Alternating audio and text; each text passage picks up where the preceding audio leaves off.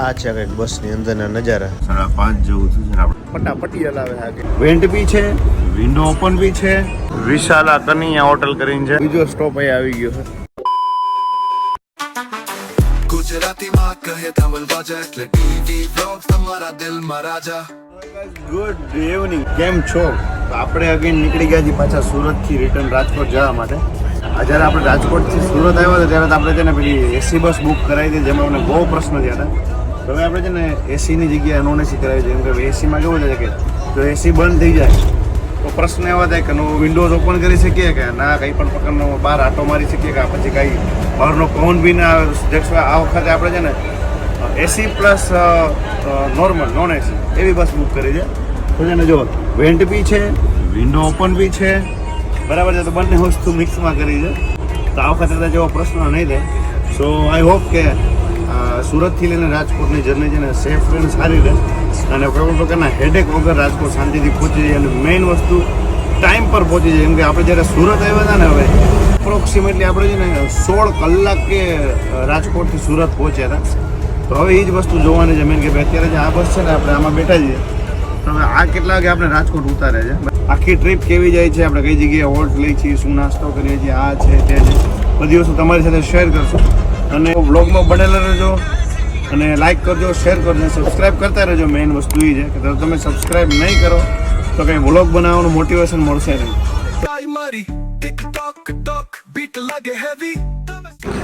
Okay, તો આપણે છે ને સુરતથી બેસી સીધા હોઈએ જ ગયા. મેં થાક્યા હતા જ એટલા માટે તો સીધો છે ને સ્ટોપ આવ્યો ને યાર અંદર હોઈ લીધો. આપણે છે ને કંઈક વિશાલા કનૈયા હોટલ કરીને છે.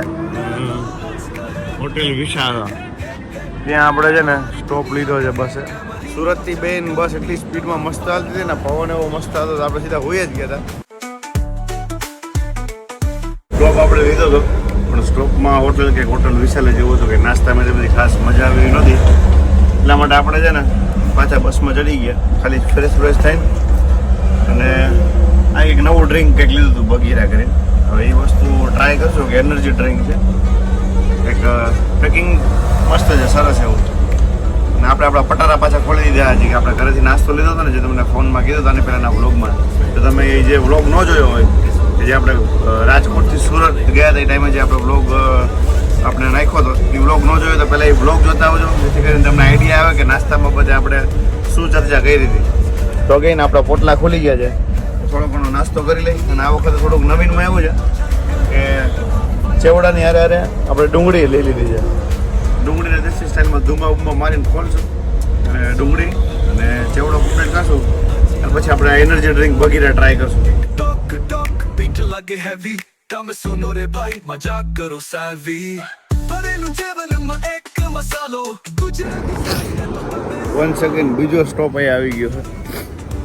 આપણે સ્ટોપ ટુ સ્ટોપ જ નીંદર ઉડે, એટલી નીંદર આવે જોરદાર. બીજો સ્ટોપ આવ્યો સીધું હોટલ કૃષ્ણ.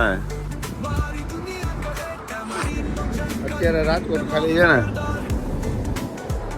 58 કિલોમીટર જ બતાવે. વાગ્યા છે અત્યારે સવારના 4. 80% જેવો રૂટ કમ્પ્લીટ થઈ ગયો. ફટાફટી હલાવે છે કે કેશવ વાળો. પહોંચાડવાનો ટાઈમ આમાં વહેલો હતો, એનાથી નહીં વહેલી પુગાડશે. બીટ લાગે હેવી તમે સુનો એ ભાઈ મજા કરો સાવી ભરેલું જીવનમાં એક મસાલો ગુજરાતી સ્વેગ ને તો તમે સંભાલો.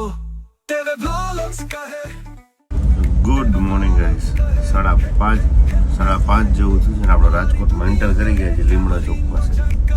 8:30 બેઠા હતા, 5:30 ઉતારી દીધા છે પરફેક્ટ ટાઈમ.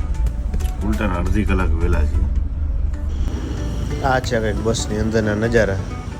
બસમાં રાયતર મસ્તી ને લીલી, લાલ ને પીળી ને ચપક ચપક લાઇટો ચાલુ હોય ભાઈ. આવી લાઇટો છે ને આખું ખેંચાઈ જાય, એટલે માટે છે ને રાતના આવી લાઇટ રાખે માણસ હોઈ જ જાય છે. બસમાંથી ઉતરીને આપણે સીધા બેસી ગયા રિક્ષામાં. એમ કે ફટાફટ જવું ઘરે, થાકી ગયા, નીંદર આવે છે, ઘરે જઈને હોઈ જાય. તો ફાઇનલી આપણે ઘરે પહોંચી ગઈ. તો બસ હવે શાંતિથી હોઈ જાય. કેમ કે નીંદર પૂરી થઈ નથી સોફામાં. સવારે પાછું વર્કશોપે જવાનું છે. તો 5:30-6 જેવું થયું છે, સૂઈ જાય. સો આજના વ્લોગમાં બસ આટલું જ. મળી આવતા વ્લોગમાં, ત્યાં સુધી બાય બાય.